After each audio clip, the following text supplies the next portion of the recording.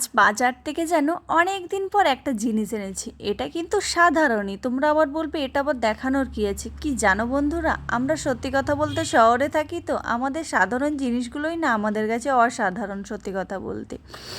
এই যে দেখতে পাচ্ছ, বাজার থেকে কিন্তু আজকে অনেক দিন পর না, অনেক বছরই পর মূলো শাক এনেছি। কারণ 2 বছর ধরে যেন আজকে বাড়ি যেতে পারিনি, তো শাকপালা তো খেতেই পারিনি, তাই না? বাঙালি আমরা, বলো, আমরা শাকপালাতেই বিশ্বাসী, মানে শাকপালাটাই হলে আমাদের ভাত চলে যায়।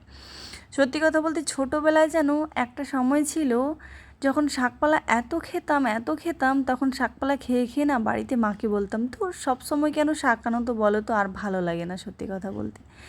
তখন মাছ মাংস ডিমটাই বেশি খেতাম, মানে শাক থাকলেও খেতাম না, মাছ মাংস ডিমটাই খেতাম। আর এখন শহরে এসে যেন তার উল্টোটা হয়ে গেছে সত্যি কথা বলতে।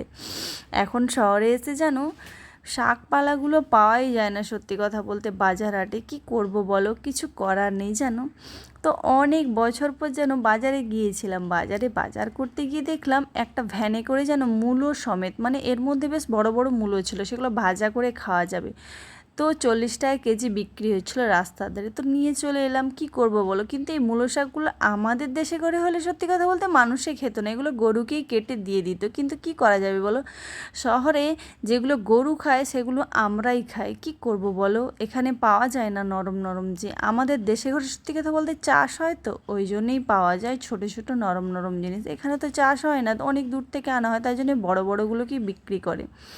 আর এখানে সত্যি কথা বলতে কেরালার সব কিছু একটু বড় বড়, শাকপালা সব কিছু বুড়া বুড়া এদের সব বিক্রি হয়, কিন্তু যেখানে যেরকম সেখানে তো সেভাবেই মানিয়ে নিতে হবে, তাই না?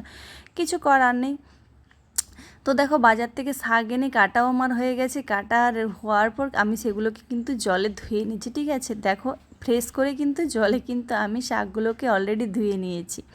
এরপর মূলো শাক করার পর কিন্তু যারা ভাজা করো তারা হয়তো কেমনভাবে করো জানি না, কিন্তু আমি ভাজা করার আগে মূলো শাকটা একটু মানে বুড়া, তো মানে খুব একটা নরম না সত্যি কথা বলতে, আর নরম হলেও ওর একটা কাঁটা কাঁটা ভাব থাকে, তো তো সেই জন্য শাকটাকে নুন হলুদ জলে একটু ভাপিয়ে নিয়েছিলাম। এই যে দেখো, নুন হলুদ জলে কিন্তু আমার ভাপানো হয়ে গেছে। আজ কিন্তু বাড়িতে মূলো শাক ভাজা করবো। আর সত্যি কথা বলতে কি জানো, শহরের বুকে মাছ মাংস ডিম খেয়ে একদমই ভালো লাগে না, এখানে শাকপালা পাওয়া যায় না, তো ওই জন্য সবসময় মাছ মাংস ডিম এসব খেয়ে খেয়ে যেন বিরক্তি চলে এসেছে। দেখো, কড়ার মধ্যে কিন্তু তেল দিয়ে আমি পেঁয়াজটা দিয়ে প্রথমে কিন্তু পেঁয়াজটাকে একটু লাল লাল করে ভেজে নিয়েছি। এবার লাল লাল করে ভাজার পর কিন্তু ওই সেদ্ধ করা শাকগুলোকে কিন্তু ওর মধ্যে দিয়ে একটু নাড়াচাড়া করে নেব। এইভাবেই কিন্তু শাক ভাজা করলে সত্যি কথা বলতে আজকের আমার এক থালা ভাত উঠে যাবে সত্যি কথা বলতে, জানো। আর সত্যি কথা বলতে মূলো শাক কেন, যে কোনো শাকই আমি খুব মিস করি। শহরে যখন আসি এখানে শাকের গন্ধ বাতাসই পাইনি, এখন তবু অনেক দিন পর যাক শাকটা পেলাম আজ।